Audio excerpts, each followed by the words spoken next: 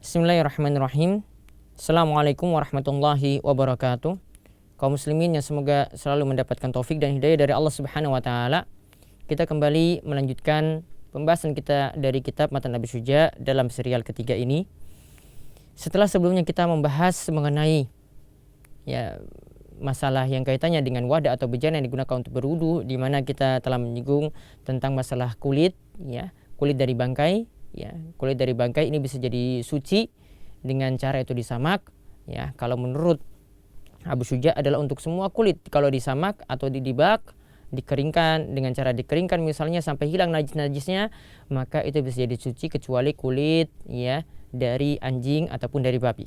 Namun kemarin atau sebelumnya telah kita singgung bahwasanya pendapat yang lebih tepat adalah kita rinci kalau kulit dari hewan yang halal untuk dimakan seperti dari kulit kambing atau dari kulit sapi, maka itu bisa jadi suci jika disamak, jika didibak. Namun kalau hewannya dari hewan yang haram untuk dimakan seperti kulit ular atau seperti kulit anjing ataupun kulit dari hewan haram yang lainnya yang haram untuk dimakan, maka tidak bisa jadi suci walaupun dengan cara disamak. Nah, pada kesempatan kali ini kita akan melihat tentang masalah kaitan dengan bejana pula. Kita membahas tentang bejana dari emas dan perak. Apakah boleh kita gunakan untuk berwudu? Bejana tersebut atau wadah tersebut bolehkah kita gunakan untuk berwudu? Abu Syuja mengatakan bahwasanya wala yajuzu isti'malu awani dzahabi wal fiddah. Tidak boleh, artinya tidak boleh di sini haram hukumnya. Di sini haram hukumnya. Di sini sampai ulama Syafi'iyah itu membahas, ada yang mengatakan bahwa ini dosa besar, ada yang katakan bahwa ini dosa kecil. Artinya di sini adalah intinya hal ini tidak dibolehkan. Tidak boleh menggunakan bejana atau wadah dari emas dan perak. Tidak boleh menggunakan wadah atau bejana dari emas dan perak. Karena hal ini melihat sabda Nabi sallallahu alaihi wasallam, la talbasul harira wala dibat wala tashrabu fi aniyati dzahabi wal fiddah wala ta'kulu fi sihafiha fa innaha lahum fid dunya walana fil akhirah.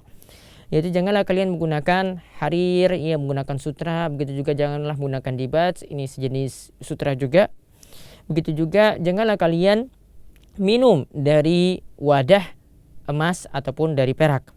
Begitu juga jangan makan dari wadah atau dari piring dari emas ataupun perak.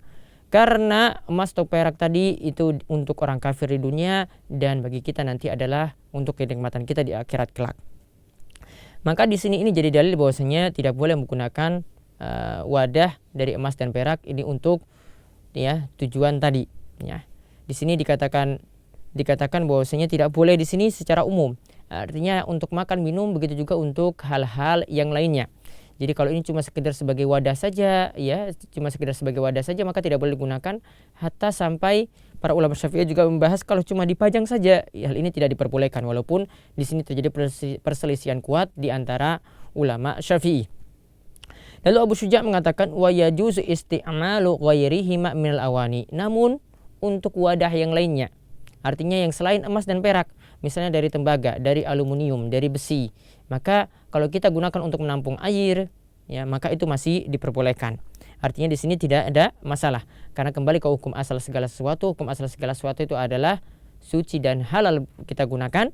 Jadi untuk bejana yang diharamkan untuk digunakan itu cumalah atau hanyalah bejana dari emas dan perak saja. Bejana dari emas dan perak saja. Jadi untuk yang lainnya maka kembali ke hukum asalnya. Hukum asalnya itu adalah halal kita gunakan. Nah, untuk bejana emas dan perak di sini, ini perlu kita ketahui bahwasanya ada perselisihan di antara para ulama. Ada yang tadi larangan tadi, sebagaimana pemahaman tekstual dari hadis, cuma dikatakan untuk makan dan minum saja. Jadi yang diharamkan adalah jika wadahnya atau bejananya digunakan untuk makan dan minum saja. Ini menjadi pendapat dari sebagian ulama, di antaranya juga adalah pendapat dari Syekh Muhammad bin Shalih Al-Utsaimin.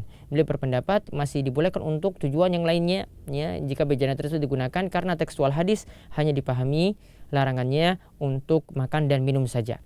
Berarti yang tidak diperbolehkan sekali lagi di sini adalah untuk piring, ini tidak boleh dari emas dan perak, walaupun sebagai hiasan. Kalau kita melihat dari pendapat ulama Syafi'iyah secara umum atau pendapat ulama Syafi'iyah yang lebih kuat, begitu juga jika ada gelas dari emas dan perak, begitu juga jika ada sendok atau garpu dari emas dan perak itu tidak boleh digunakan untuk tujuan-tujuan semacam ini.